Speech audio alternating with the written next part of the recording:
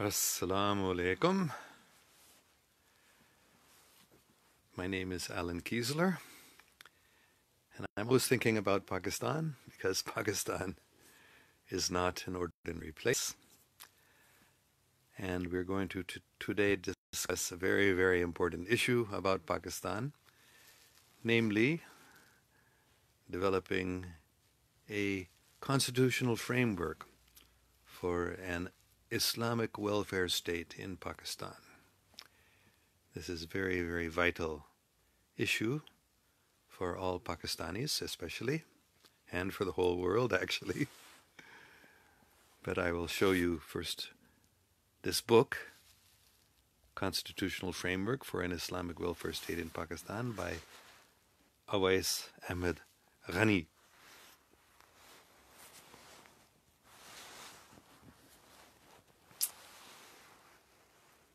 So here is the book, published in 2015 by BrassTacks Pakistan, Constitutional Framework for an Islamic Welfare State in Pakistan, an Agenda for Political and Administrative Reforms.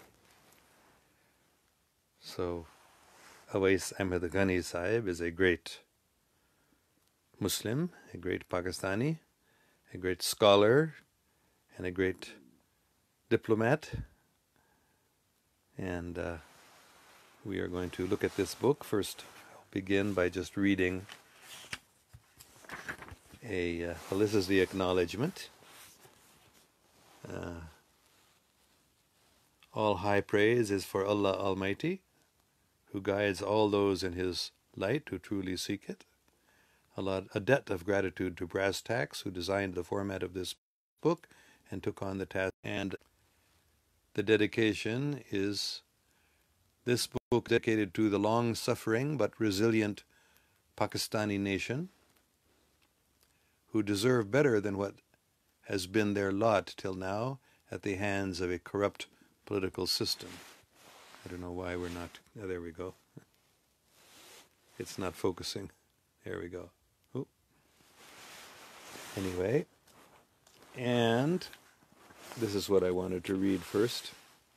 This is in the front of the book. A statement by Quaid-e-Azam Muhammad Ali Jinnah Rahmatullah Alayhi. Today in this huge gathering, you have honored me by entrusting the duty to unfurl the flag of the Muslim League, the flag of Islam, for you cannot separate the Muslim League from Islam. When we say, quote, this flag is the flag of Islam, end quote, they think we are introducing religion into politics, a fact of which we are proud. Islam gives us a complete code of life. It is not only religion, but it contains laws, philosophy, and politics. In fact, it contains everything that matters to a man from morning to night. When we talk of Islam, we take it as an all-embracing word. We do not mean any will. The foundation of our Islamic code is that we stand for liberty, equality, and fraternity. Address at Gaya Muslim League Conference, Karachi, January 1st, 1938. So I just want to talk a little bit about this book. Very, very wonderful book. Very important book. And I think I would say I agree with almost all of it. But I will just read a couple of sentences here. The book begins with the foreword. Ideological crisis within Pakistani society. Since independence in 1947, Pakistani society is being pulled in opposite ideological directions. At one extreme is a minority westernized elite class which espouses liberalism and desires to see Pakistani society as a replica of Western liberal societies in all aspects. At the other extreme is a minority religious traditionalist class which wants to shape society according to their own narrow, warped vision and sectarian interpretation of Islamic faith. A confused Pakistani nation is being torn apart between these two extremes into varying shades of socio-political right and left. The abject failure of leadership and society in the timely resolution of this ideological conflict has led to its continuous escalation over several decades. As a consequence, the fabric of society, keeps going out of focus, but sorry. As a consequence, the fabric of society has, over the years, been subjected to an ever-increasing strain which is now reaching breaking point, as evidenced by the horrific bloodletting in daily incidents of sectarian strife, ethnic violence, political discord, Islamist insurgencies, and terrorism. This anarchic state of affairs, coupled with deep wounds inflicted by perennial political corruption, poor governance, and gross economic mismanagement, is now posing an existential threat to the country. Finding a resolution to this ideological conflict has become a national survival imperative! Exclamation mark. So,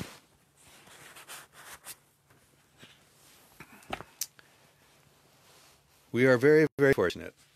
I think we should consider ourselves very blessed that this situation, which was 100% true when this book was written just 3 or 4 years ago, that situation has now changed very much. With the election, of course, of Imran Khan as a prime minister, and at the same time with the stepping forward of the military and intelligence within Pakistan to adopt or to encourage a genuine Muslim society, a welfare state in Pakistan, we have seen a huge change. And we are very, very thankful to God for this wonderful mercy and the establishment of a Naya Pakistan.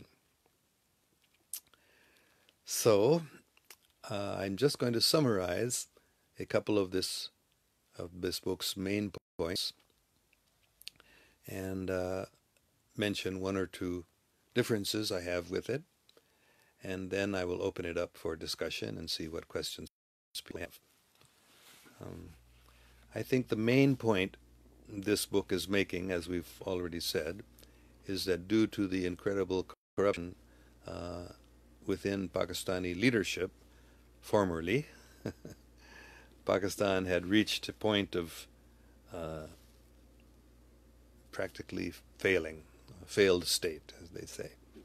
And even now, Pakistan is struggling with the results of that gross mismanagement and corruption amongst the political leadership, and the incredibly, almost unbelievably stupid economic policies that the government pursued, due again to self-interest and being under the control of international bankers' interests and the international elite who are trying to gain full control of the whole world, and practically had gained control of many aspects of Pakistani government. But that is now changing, has changed already, and is continuing to change.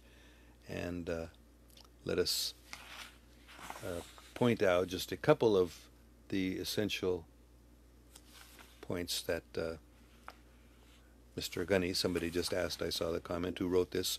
Owais Ahmed Ghani wrote this book. And if you go back to the beginning of this video after it's finished, you can see a picture of the book. Maybe I'll show it again at the end. So Mr. Ghani has pointed out how the public in Pakistan has become disillusioned with the dysfunctional political system, and there are calls for a Sharia state. I also have always supported this idea of a genuine Sharia state, Islamic state in Pakistan, not what some people think a Islamic state should be, but government very intelligently based upon the Holy Prophet's, peace be upon him, Medina, a constitutional republic, not a theocracy. Qaid-e-Azam Muhammad Ali Jinnah Rahmatullah alayhi, he often rejected the idea of a theocracy. Islamic State in Pakistan does not mean a theocracy. It means a very, very carefully adjusted to the modern situation replica of the Holy Prophet's, peace be upon him, state in Medina. A true Islamic state means based on justice, based on truthfulness, based on love, mercy. This is a true Islamic state, and that is what Mr. Ghani is attempting to present here in this book. He does present very successfully many ideas, and I guess the basic one is that just as at the time of the Holy Prophet, peace be upon him, and the pious caliphs, the Khilafat-e-Rashidin, there was a sort of security council, a national security council. There was a small group of very intelligent, dedicated, powerful leaders who were totally surrendered to the teachings of the Holy Prophet Muhammad, peace be upon him, and the teachings of the Holy Quran, and under their guidance the state prospered. So similarly, Mr. Ghani talks about the need for establishing a National Security Council, and he proposes a presidential system in which the president has great power, similar to the Khalifa, the Caliph, in the Islamic State under the first four pious caliphs. So this may be a little surprising to some people with a more Western inclination, but it is possible to establish such a state again.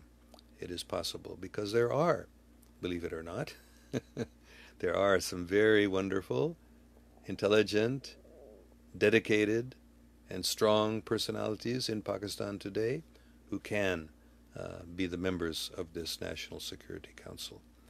And there are even a few individuals who are competent, in my humble opinion at least, to play the role of the caliph.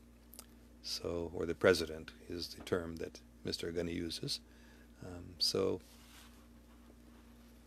I think maybe I'll just say that the only substantial difference I have with Mr. Ghani in this book is that he advocates continuing a political party system where individuals can create political associations to have their party stand in elections.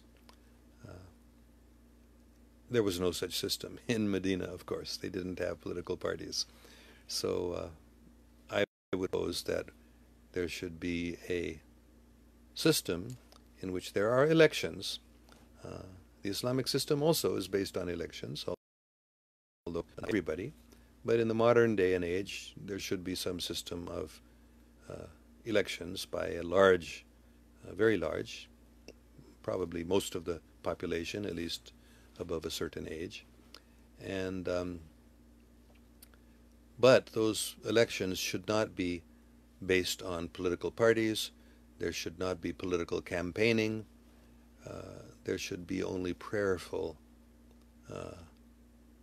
introspection by the voters as to who should be the person they would vote for. In fact, I would say that political campaigning should be disallowed. Nobody should be allowed to say, vote for me and I will do this for you. No. The local elections can certainly be based on simply the people knowing the leading local personalities and casting their vote for them. And even on the national level, the leaders should not be permitted to campaign to tell people, vote for me, vote for me. If you vote for me, I'll do this for you. No, that is not the basis of an Islamic state. Rather, the voters should be very, very sincere and serious, prayerful. They should not vote for people who will do something that they want, something good for them, but they should vote for people simply who they know are good, true-hearted, sincere, truthful, honest. That's the most important qualification for a politician, is honesty and capability, competence. So I guess that's all I'll say now.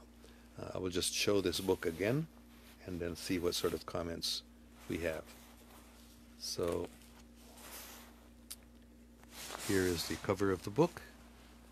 Constitutional Framework for an Islamic Welfare State in Pakistan, an Agenda for Political and Administrative Reforms, by Owais Ahmed Ghani Sahib. He is a very competent scholar, a pure Muslim, very intelligent, and also very dedicated to Pakistan and to Islam. So I strongly recommend every Pakistani to get this book and read it and study it carefully and join a discussion on establishing a constitutional framework for an Islamic welfare state in Pakistan, for reforming the current system.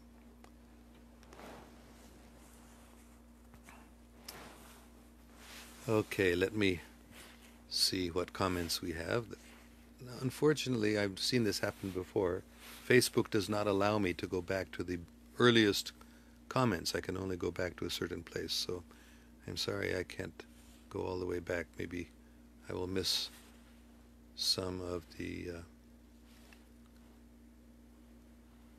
earliest comments I won't be able to see. But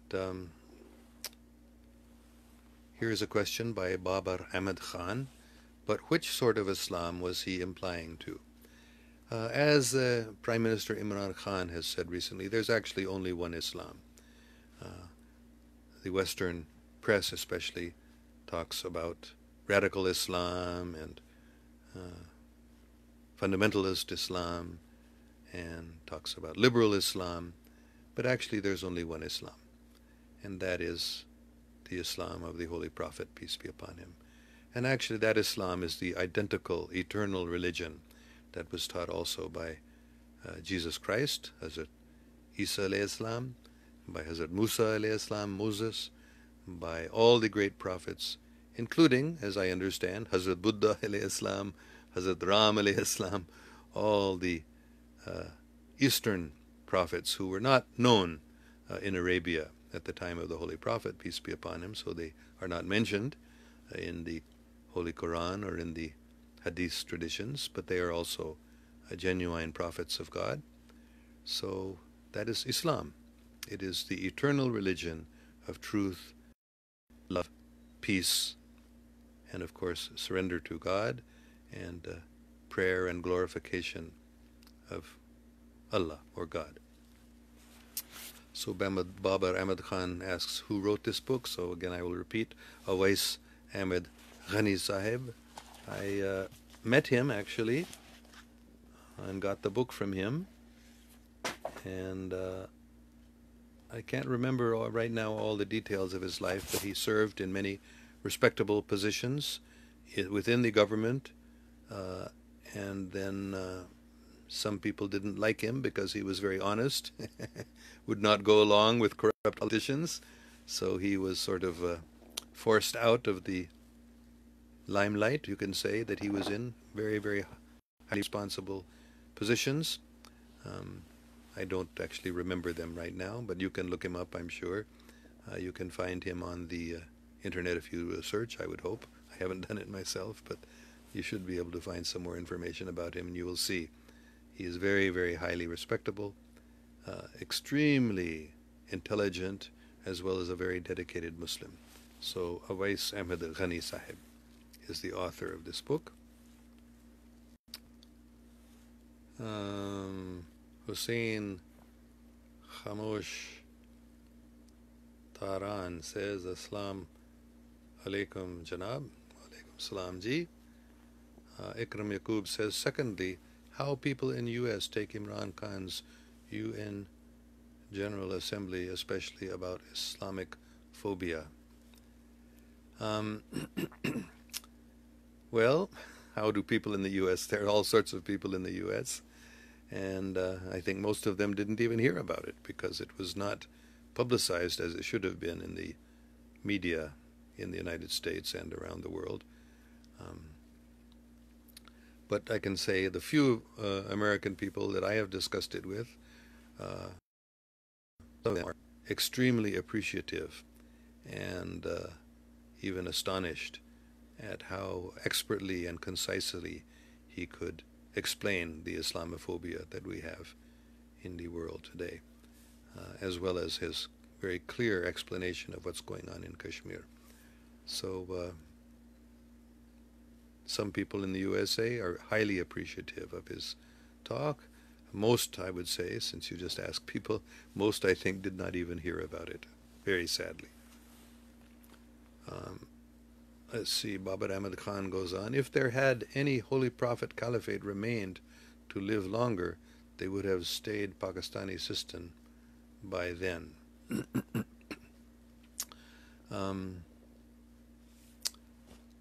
Okay, I think I understand what you're saying. They would have, I'm not sure that I really do understand completely, but of course the real Khalifa, the real pious caliphs were only four. After them, Muawiyah and Yazid became the recognized leaders, and they were not very good Muslims, to put it mildly. And so the whole system of the caliphate became corrupted, and we lost the real caliphate. And it degraded very quickly into a monarchy. So what can we say? That the Pakistani would have slayed, not stayed, would have slayed the Pakistani system by then. I'm not quite sure what you mean, but yes, the caliphate, pious caliphs, Khilafat-e-Rashidin, did not last very long, and from time to time throughout Muslim history, there were good caliphs also who followed the standards of Islam properly, and they did establish wonderful caliphates, but of course now there is no caliphate, so we're trying to establish that again in Pakistan. There's no doubt that Pakistan must be a caliphate, but not what a lot of people think that means, not a narrow interpretation of Islam. But there must be a president, you can call him, a powerful president who leads a constitutional republic and has a lot of power, like the caliphs. But he must be a very highly qualified and pious Muslim. Salman Shah says, what economic system will be there? Oh, I'm glad you asked that, because Mr. Ghani also talks about the economic system, which of course has to be free of interest. Riba is forbidden. So the whole state of Pakistan today also participates in the international system based on interest. The banking system of the world is a horrible system, corrupt system, totally exploited by the bankers, and so that will have to be changed substantially, and the constitution of the Islamic Republic of Pakistan will have to establish an economic system which not only forbids interest, but also ensures that there is not a unlimitedly wealthy class. There should be limits on the wealth that individuals can accumulate. It should be voluntary, but if they don't do it voluntarily, then selfish, extremely wealthy people will have to be curtailed by the economic system and not allowed to exploit the situation by their extreme wealth. In fact, I will go to the chapter on the economic system. I read this entire book when I first got it from Mr. Ghani. And let's see if I can find this section on the economy, then I can read some of it to you. Oh my goodness.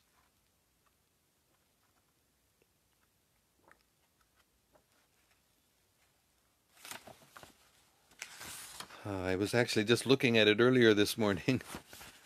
He has given a whole proposed a constitution in which he, here it is, okay. In his proposed constitution here, Article 8 is the Islamic welfare state, in which he makes these points. I'll just read some of it. In fact, here, let me turn it around, so turn the camera around so you can read it along with me. The Islamic welfare state, this comes to Article 8 in his chapter on the Constitution, proposed Constitution. In accordance with the numerous exhortations in the Quran to acts of charity and care for the needy, orphans, widows, and destitute, Pakistan is religiously ordained to be primarily a welfare state where its foremost duty shall be to make arrangements for the general welfare and socio-economic well-being of all its citizens, with special emphasis on ameliorating the lot of the poor, the destitute, widows, orphans, and the handicapped, and which shall include, amongst others, special measures to a. Fulfill basic needs pertaining to food, clothing, shelter, education, health, livelihood, and security of all citizens. B. Place special emphasis on the care and uplift of widows, orphans, the destitute, and the handicapped. C. Secure the mental and physical well-being of all citizens through means of health care, disease prevention, sanitation, clean drinking water, clean unadulterated and nutritious food, adequate housing, and sound town planning methods. D. Strive to provide for all citizens, within the resources available in the country, facilities for work and adequate livelihood opportunities with reasonable rest and leisure. E. Remove illiteracy and encourage learning and acquisition of skills by making professional and skills training accessible to all on basis of merit. And F. Make all necessary efforts to secure economic progress and prosperity for the nation and country. And G. Eliminate wastage of public monies and keep expenditure on government and administrative apparatus to the minimum to protect the public from excessive and unjust taxation and inflation. And then he has some country note. And the next section is on socio-economic justice. In accordance with the Quranic injunction that wealth should not circulate amongst the rich class only, the state shall take measures through taxation and programs of socio-economic uplift to ensure that wealth does not remain confined to the rich class, and all citizens belonging to poor and low-income classes are afforded preferential opportunities for social and economic advancement. And then Article 10 is a prohibition of riba, or taking interest. I think that's clear to everybody already. And then he explains it a little more fully. Prohibition of riba interest, prohibition of speculative transactions, principle of fair dealing, principle of risk sharing, principle of productive business activity, principle of morally correct business, real value money or coinage. So of these, it's also very important, the last one, which he explains. Let me see if I can find it here. I was actually just reading this morning, so I found this very good. I'm going to read down here. The merits of uncontrolled printing. This is of paper money. This is the most important point here. The practice of uncontrolled printing of paper money creates artificial wealth and violates the principle of productive business activity. The state must make arrangements for money with real value, that is, coinage or currency whose value is pegged to a commodity possessing intrinsic value, such as gold, silver, etc. The currency exchange business is a byproduct of the current global currency system of pegging to reserve currencies such as US dollar, and is tainted by an element of riba, wherein trading product for like product is prohibited. So this is very important. There should be not a paper money system or an artificial system where the government can just print a bunch of paper money and in that way create inflation and, in essence, steal the wealth from the people of the country. So there must be coinage or currency whose value is pegged to the value of gold and silver, etc. So that's the essence of the economic system. Let's go on. It was a very good question, Salman Shah. Thank you. What economic system will be there? Babar Ahmed Khan says, Pakistan was supposed to be welfare state by 1950. Imagine who would had messed up for sake of our wealth transferred from India. Yes, it was very unfortunate that due to corruption and due to excessive wealth of a smaller number of both rural landowners who had huge properties, as well as rapidly developing industrial families in the cities, that a welfare state was never developed. It was the small number of wealthy people accumulated more wealth for themselves and horribly by corrupt means, so we really never had a welfare state in Pakistan. Ikram Yaqub says, please spare something on it, please. Please spare some time on it, please. Yes, I'm doing that.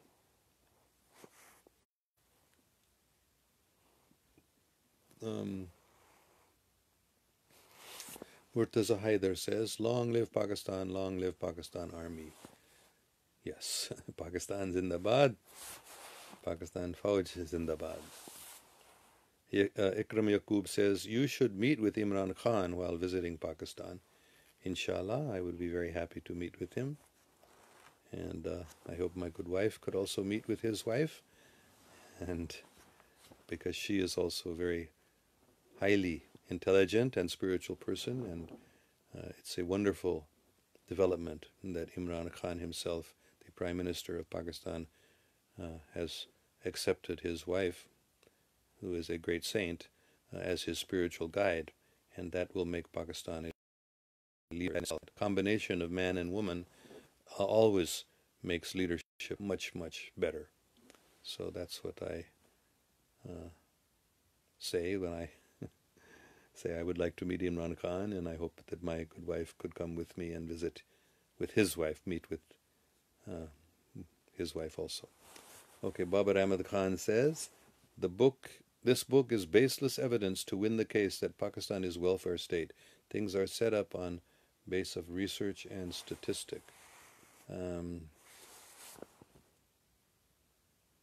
Well, the book is not saying that Pakistan is a welfare state. In fact, it's saying Pakistan should be or must be a welfare state if it's going to really fulfill the purpose of Pakistan's formation.